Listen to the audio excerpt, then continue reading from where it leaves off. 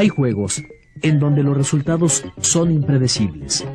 Y ello se debe al número de combinaciones que producen las distintas variables que intervienen en el juego. De forma parecida a lo que sucede en un juego regido por el azar, la combinación y la variabilidad son dos factores que distinguen a los organismos que se reproducen sexualmente. Las combinaciones en la información genética son la causa de que los hijos de este tipo de organismos sean diferentes entre sí y también diferentes de sus padres.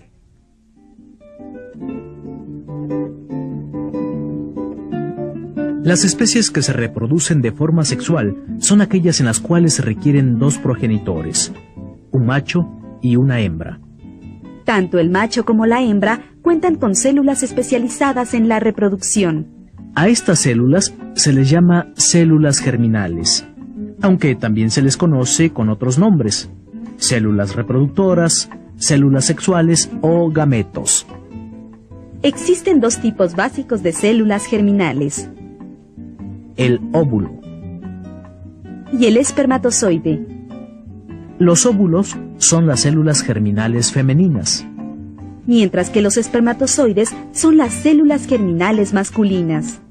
Las células germinales solo pueden reproducirse a través de un proceso que recibe el nombre de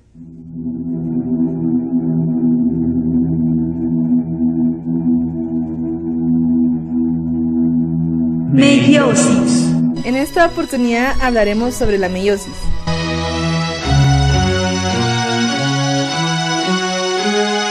La meiosis es la división celular que permite la reproducción sexual.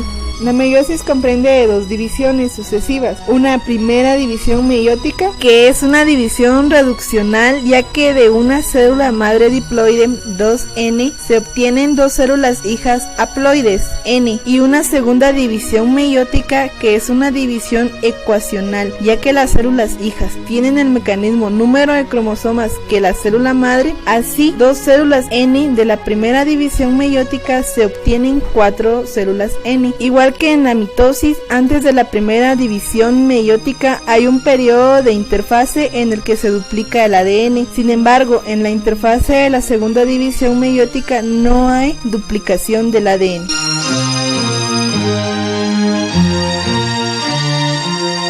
Los ciclos vitales de los organismos con reproducción sexual tienen fases diploides y haploides. La meiosis y la fertilización son componentes indispensables del ciclo vital de todos los organismos que se reproducen sexualmente. Como resultado, el ciclo vital de los organismos que se reproducen sexualmente se divide en dos fases: la fase haploide y una fase diploide. La fase diploide comienza la fertilización y dura hasta la meiosis, y la fase haploide se inicia en la meiosis y termina con la fertilización. Los hongos son un ejemplo de organismos que se reproducen sexualmente, cuyo ciclo vital es inicialmente haploide, pero incluye una fase diploide que empieza la función de gametos y termina con la meiosis. Normalmente, la meiosis tiene lugar inmediatamente después de la función de gametos, de manera que la fase diploide es muy corta, y de acuerdo con esto, solo una pequeña fracción de núcleos fúngicos son diploides al mismo tiempo. A la forma diploide que produce esporas se denomina esporofito, y a la forma haploide que produce gametos se denomina por lo tanto gametofito. Los mejores ejemplos de los ciclos vitales dominados por la fase diploide se encuentran en los animales. En tales organismos, incluidos los humanos, la meiosis no da lugar a esporas, sino directamente a gametos, de manera que la fase haploide del ciclo vital viene representado solo por los gametos. La meiosis es además gamética en los animales y formadora de esporas en plantas.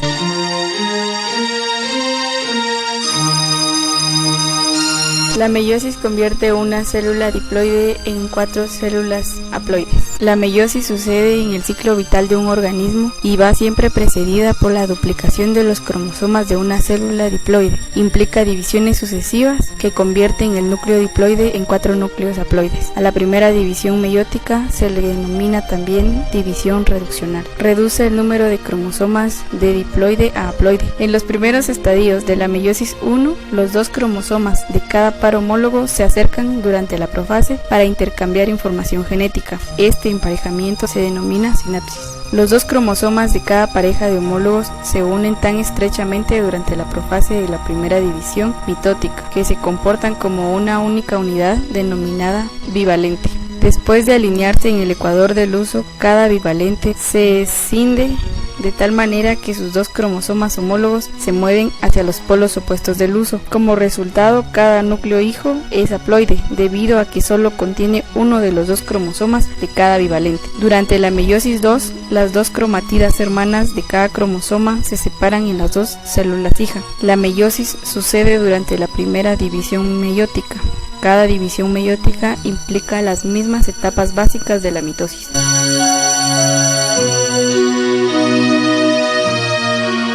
La meiosis en una célula animal. Meiosis 1 y 2. No interviene la síntesis de ADN ni duplicación de cromosomas. Durante la profase 1, los cromosomas se condensan y los dos centrosomas migran hacia los polos opuestos de la célula. Cada cromosoma cuenta de dos cromátidas hermanas y los cromosomas homólogos se unen para formar bivalentes. Los bivalentes se alinean en el ecuador del uso. Los cromosomas homólogos se separan durante la anafase 1, pero la cromatida se mantiene unida en el centrómero. Continúa la telofase y la citocinesis, aunque no se ilustra, pero puede haber una fase corta.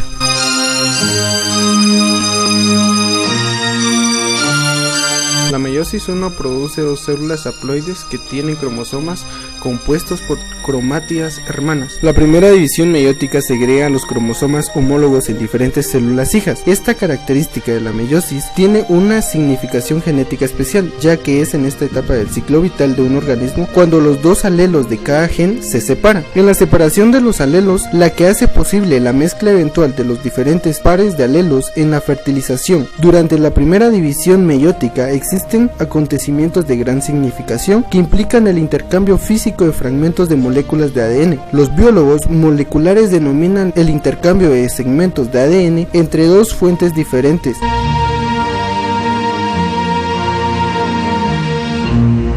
Cada cromosoma en condensación tiene dos cromátidas. En la meiosis 1, los cromosomas homólogos forman la sinapsis. Formando un bivalente, se produce el sobrecruzamiento entre cromátidas no hermanas, produciendo las quiasmas. En la mitosis, cada cromosoma actúa independientemente.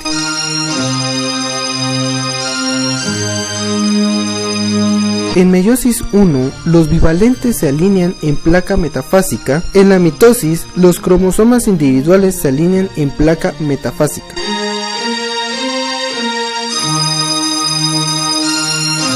En la meiosis 1, los cromosomas, es decir, no las cromátidas, se separan. En la mitosis, se separan las cromátidas.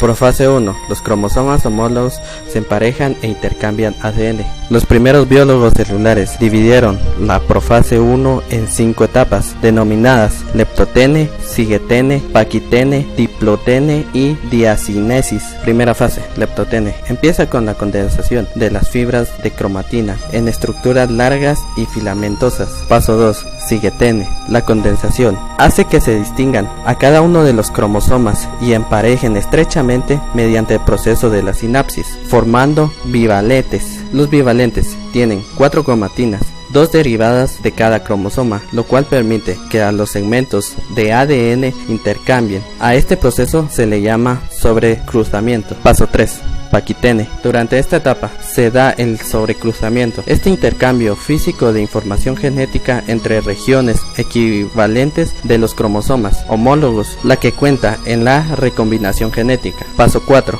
Diplotene. Los cromosomas homólogos de cada bivalente empiezan a separarse unos de otros, particularmente cerca del centrómero. Los dos cromosomas de cada pareja homóloga se mantienen anclados por una conexión llamada quiasmasa.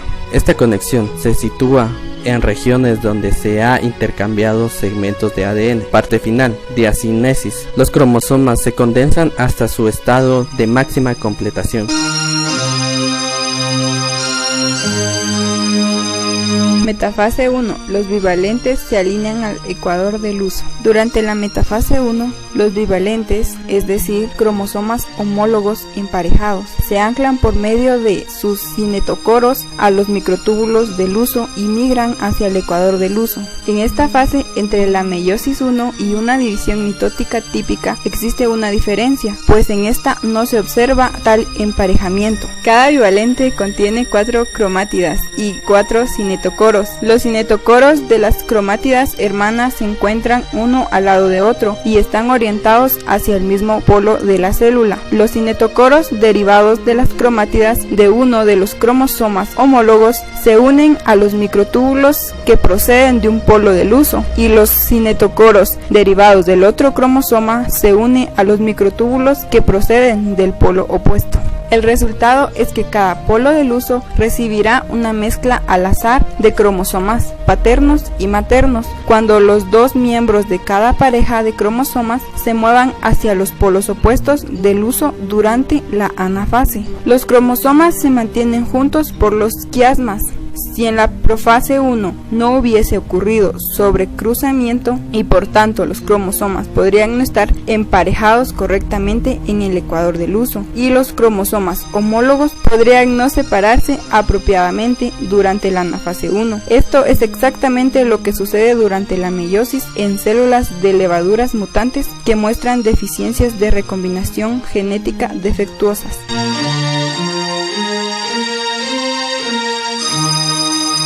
Los cromosomas homólogos se mueven hacia polos opuestos del huso. Los miembros de cada pareja de cromosomas homólogos se aparean unos de otros y empiezan a migrar hacia los polos opuestos del huso, empujados por sus respectivos microtúbulos cinetocóricos. Cada polo recibe un juego haploide de cromosomas. Para impedir que la separación de las cromátidas hermanas se produzcan en la anafase 1 de la meiosis, las células producen una proteína específica de la meiosis, denominada shugoshina, que protege a las coenzimas localizadas en el centrómero de los cromosomas de ser degradado por la separasa.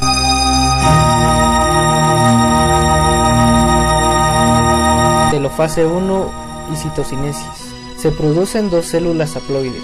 Viene marcado por la llegada de un juego haploide de cromosomas a cada polo del huso. Del miembro de la pareja de homólogos que termina por llegar a cada polo se determina enteramente por cómo los cromosomas se orientan en el ecuador del huso durante la metafase 1. A veces, después de que los cromosomas hayan llegado a los polos del huso y antes de que empiece la citocinesis, se forma la envoltura nuclear alrededor de estos, generando 2 células haploides cuyos cromosomas consisten en cromátidas hermanas. En la mayoría de los casos, los cromosomas no se descondensan antes de que empiece la meiosis 2.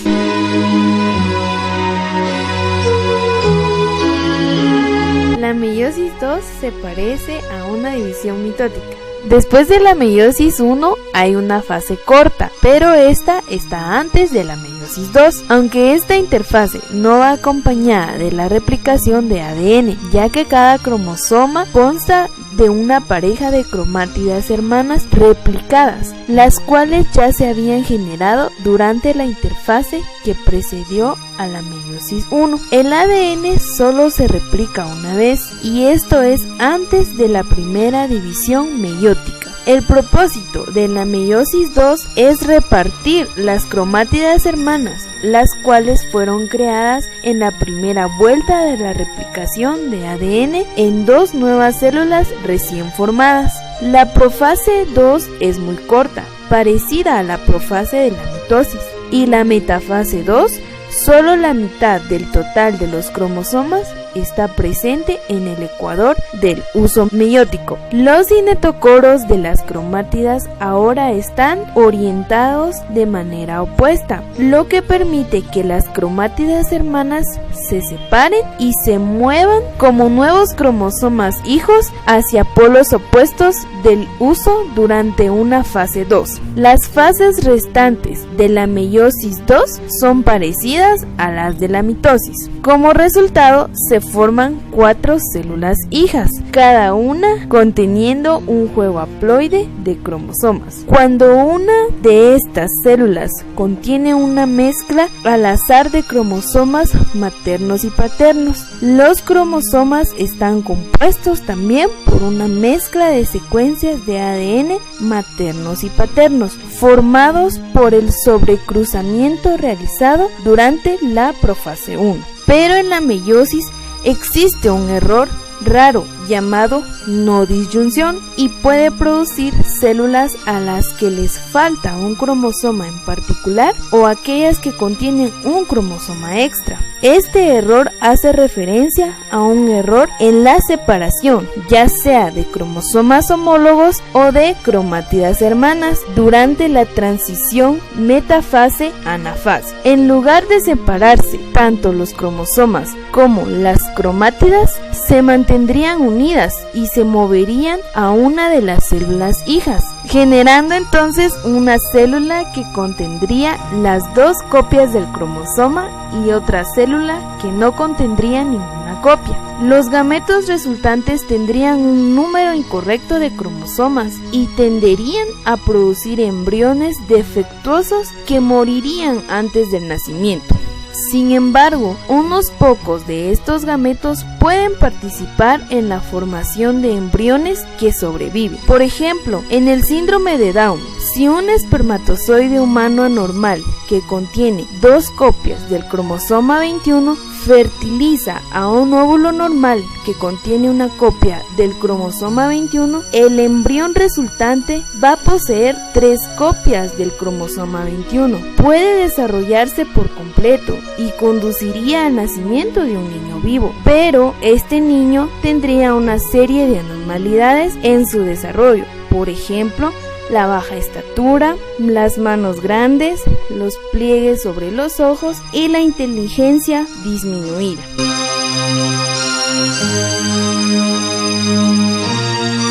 Los espermatozoides y los óvulos se dan generalmente por meiosis, acompañados de la diferenciación celular.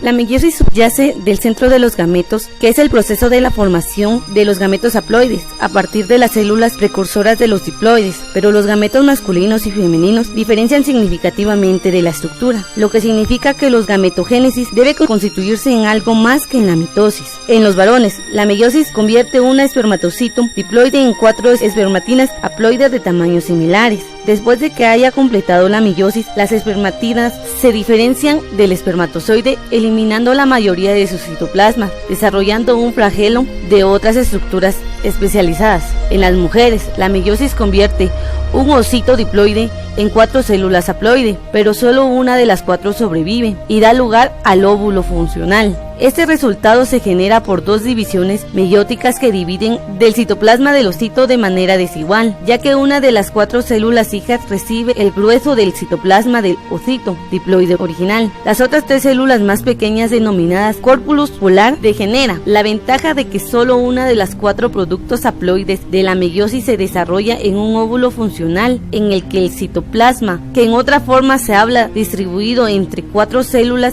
se concentrará en un único óvulo, maximizando el contenido de nutrientes almacenados en cada óvulo. Una diferencia importante entre la formación de los óvulos y los espermatozoides radica en la etapa en la que la célula adquiere las características especializadas que le convierten en gametos masculinos funcionales. Durante el desarrollo del espermatozoide, la meiosis crea espermatidas que deben eliminar de su citoplasma el desarrollo de sus flagelos antes de ser madurados funcionalmente.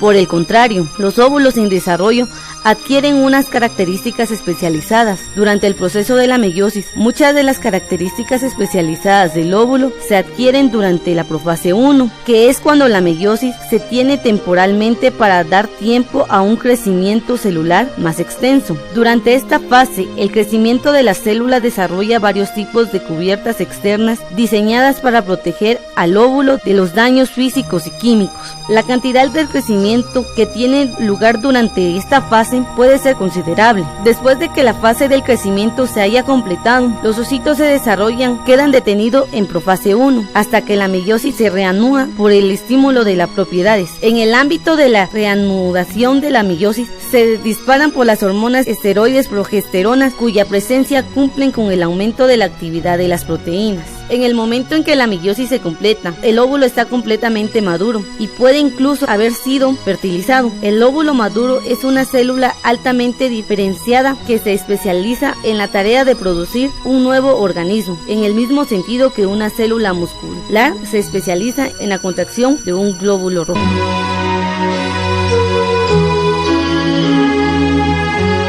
La meiosis asegura que cada nueva generación sea única y tenga siempre nuevas posibilidades. El resultado es que cada generación tiene siempre sus propios grandes atletas, científicos, artistas, músicos e inventores.